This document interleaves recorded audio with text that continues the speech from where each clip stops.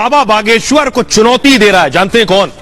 वो शख्स जो खुद अवतार में आता है कई बार। ये आप देख रहे हैं लालू के लाल, कभी कान्हा के अवतार में, कभी शिव के अवतार में। बाबा बागेश्वर को चुनौती दे रहे हैं, कह रहे हैं बिहार में तुम्हें घुसने नहीं दूंगा।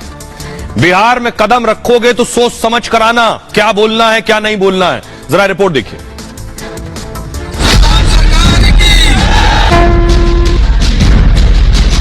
राम सरकार, हम बिहार आ रहे हैं मई में। बिहार आ रहे हैं हम 13 मई से, और पटना आ रहे हैं। एयरपोर्ट पे घेराव में करने का काम करूंगा अगर बागेश्वर बाबा आएंगे। बाबा बागेश्वर आएंगे बिहार और दिखाएंगे चमत्कार, या विरोध में खड़े लालू के लाल का दिखेगा कोई नया अवतार। पंडित धीरेन्द्र शास्त्री के बिहार आने से पहले ही बवाल शुरू हो गया है। लालू के बड़े बेटे और बिहार सरकार में मंत्री तेज प्रताप ने अल्टीमेटम दे दिया है कि बाबा को बिहार में घुसने नहीं देंगे। अगर बागेश्वर बाबा हिंदू मुसलमान भाई को लड़वाने के लिए आ रहे हैं तो मैं उनका विरोध करूंगा, उनको एयरपोर्ट पे घेराव में करने का काम करूंगा। अगर बागेश्वर बाबा आएंगे हिंदू मुसलमान को लड़वाने का काम करेंगे।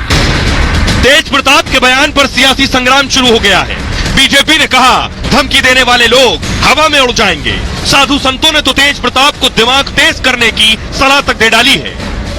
ये सनातन की बात करना अगर नफरत है तो हमें लगता है कि वो उनको तेज प्रताप जी को अपने दिमाग की इलाज कराने की आवश्यकता है। महाराष्ट्र के बाद बिहार में एंट्री को लेकर चुनौती मिली तो बाबा ने भी अपने अंदाज में जवाब दिया और कहा बड़ा आनंद आएगा। बिहार तो ना का बात बा हो रहा, सब ठीक बानी, जुग जुग जियाला अमर हो गया।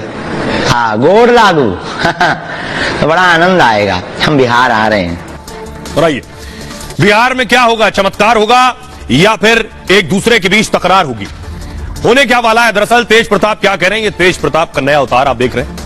बाबा बागेश्वर के बिहार आगमन पर यह बवाल मचा है। तेज प्रताप ने एयरपोर्ट पर घेराबंदी की धमकी दी है और कहा है बाबा को बिहार में आने नहीं देंगे, एयरपोर्ट से ही बाबा को वापस भेज देंगे।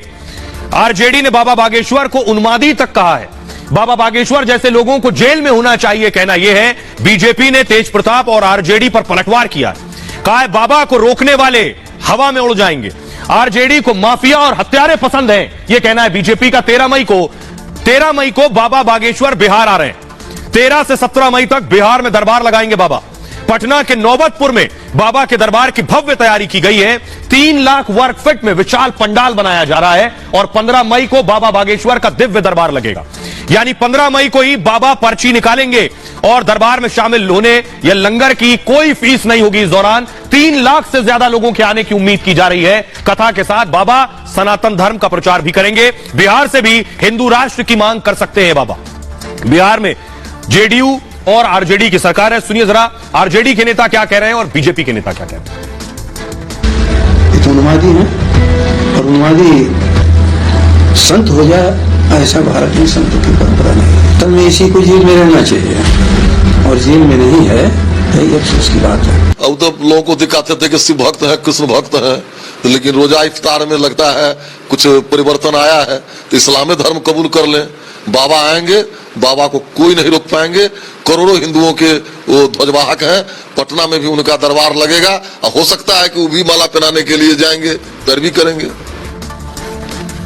आइए खबरों में आगे बढ़ते हैं। आज की एक और बड़ी खबर है, ये देख रहे हैं, ये जो भारतीय विमान लैंड हो रहे हैं भारत में, सूडान से भारतीय जो फंसे थे उन्हें लेकर आ रहे हैं। अमेरिका नहीं ला पाया, प्रधानमंत्री ले आए। अगली तस्वीर दिखाई जरा। ये देख रहे हैं वो भारतीय जो विमान में मौजूद है, खुश है, इनके लिए दूसरी जिंदगी मिली है। फंसे हुए थे, किसी तरह जीवन दान मिला। अगली तस्वीर दिखाई जरा। ये आप देख रहे हैं एयरपोर्ट पर पहुंचे, जब जिस वक्त विमान से बाहर आ रहे हैं, ये वो है भारतीय। तो सवाल ये है कि ये भारतीय तो वापस आ गए, लेकिन आपको जानकर ताज्जुब होगा, बाइडेन अपने लोगों को नहीं ला पाए, लेकिन मोदी अपने लोगों को वतन वापस लाए। रिपोर्ट देखिए।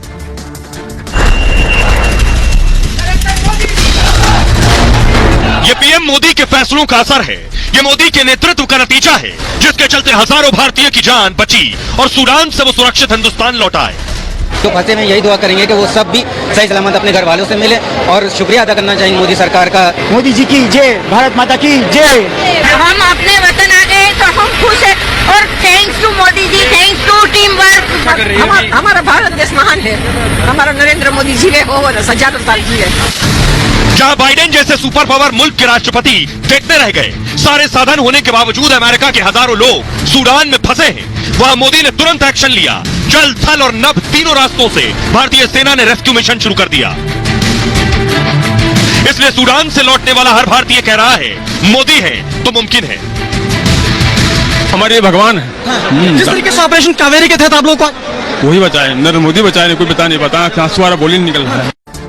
आइए मैं आपको बताता हूं कि कैसे प्रधानमंत्री नरेंद्र मोदी कितने लोगों को लेकर आए हैं और अमेरिका के लोग मुंह ताक रहे हैं कि उनका प्रधानमंत्री भी, उनका राष्ट्रपति भी लोड ले कि हमारे देश से, सूडान से लेकर जाए। देखिए जरा, ये आप प्रधानमंत्री मोदी को देख रहे हैं और ये बाइडेन खड़े हैं। 16,000 लोग अभी भी फंसे हुए हैं सूडान में। भारत से 3500 लोग सूडान में फंसे थे। बाइडेन का अब तक कोई बयान नहीं आया। जो लोग फंसे 16,000, प्रधानमंत्री मोदी ने फौरन हाई लेवल मीटिंग की। कोई ऑपरेशन लॉन्च नहीं किया गया अमेरिका की तरफ से। भारत ने फौरन ऑपरेशन कावेरी शुरू कर दिया। अपने लोग फंसे थे, सिर्फ दूतावास के लोगों को निकाला गया है। अब तक यह हुआ है। हर भारतीय को बचाने की पूरी कोशिश है। अमेरिका ने देखिए 16,000 में कितने लोग निकाले? 70।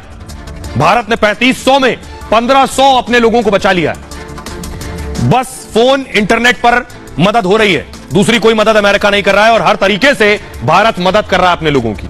लोग खुद सूडान से निकल रहे हैं, अमेरिका वाले अपनी जान खुद बचा रहे हैं और भारतीय सेना रेस्क्यू कर रही है जो सूडान में भारतीय फंसे हैं। सरकार खुद मदद नहीं कर पाएगी और मंत्री अधिकारी बचाव में जुटे हुए हैं पूरी तरह से। सूडान में सुपर पावर अमेरिका ने सरेंडर कर दिया। सूडान में भारतीय होने पर लोगों को नाज है जो लैंड कर रहे हैं, हिंदुस्तान आ रहे हैं। आइए अब मैं आपको दिखाता हूं जो लोग सूडान से भारत लाए गए हैं उनकी तस्वीरें देखिए जरा, उनकी खुशी देखिए चेहरे पर। उन्हें लग रहा था कि शायद वो फंस गए और वापस नहीं आ सकेंगे और ये देखिए उनकी खुशी साफ नजर आ रही है।